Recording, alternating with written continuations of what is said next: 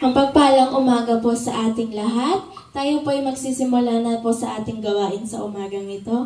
At inanyayahan ko po ang bawat isa na tumayo at sama-sama po nating awitan ng ating Panginoon.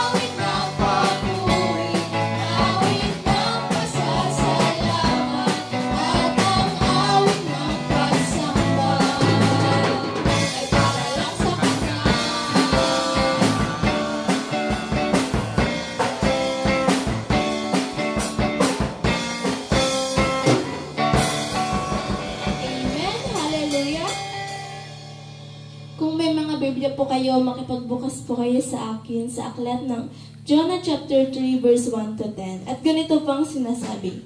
At ang salita ng Panginoon ay dumating kay Jonas na ikalawa na nagsasabi, bumangon ka, pumaroon ka sa Ninibe, sa malaking bayang yaon at ipangaral mo ang pangaral ng aking iniutos sa iyo.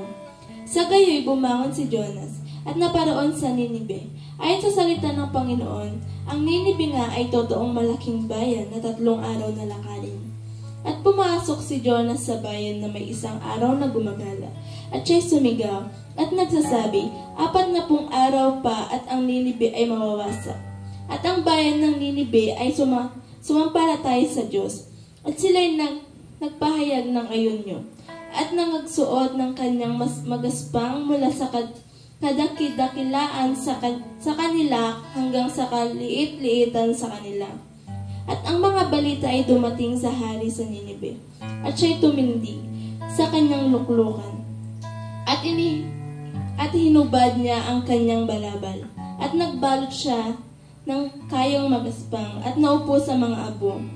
At kanyang inihayag at itinanyag sa buong Ninibe, sa pasya ng hari at ang kanyang mga mahal na tao, na sinasabi, huwag lumasa maging tao ni hayop man, bakahan ni kawan man ng anumang bagay. Huwag silang magsikain ni magsiinom man ng tubig. Kung magbalot sila ng kayong magaspang, ang tao at gayon din ang hayop. at magsidaing silang mainam sa Diyos. Oo, talitdan ng bawat isa ang kaniyang masamang lakad at ang pangdadahas na nasa kanilang mga kamay.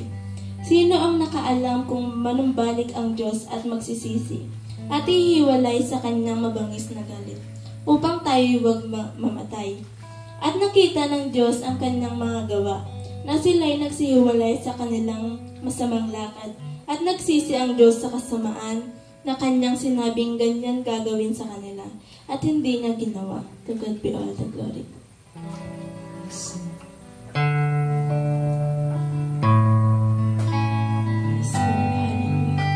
Come on, church, patuloy pa natin awitan ng ating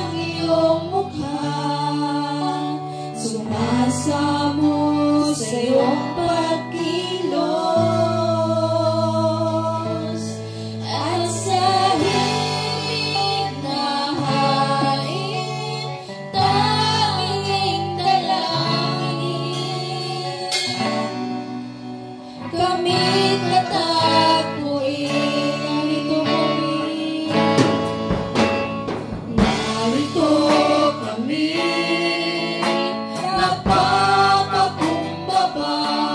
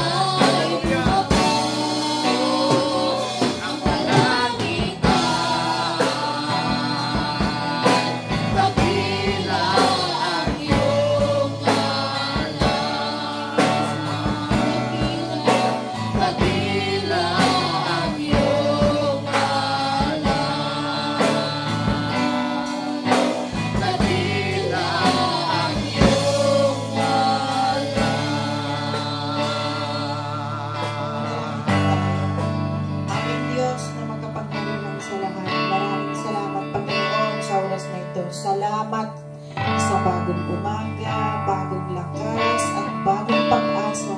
Salamat sa paggabay po ninyo, Panginoon, sa amin sa araw-araw. At salamat sa lahat ng aspeto ng aming buhay, Panginoon. Ikaw po ang nagbibigay sa amin ng inspirasyon sa amin upang kami ay maging malakas at tuloy-tuloy po ang aming pananalig at paniniwala, Panginoon, na Ikaw, Panginoon, na hindi mo kami pababayaan, hindi mo kami iiwan. Hallelujah. Amen. Salamat po, Panginoon, at patuloy mo po kaming bigkisin ng iyong pag-ibig. Amen. Sa lahat Hallelujah. ng aming Yes, gagawin, Lord. Panginoon, Hallelujah. sa oras na ito, sa mga awit, Panginoon, pagpalaan mo po Hallelujah. sila. Ang aming pastor, Lord God, Ikaw po ang siyang mag-bless sa Amen. kanya, Panginoon.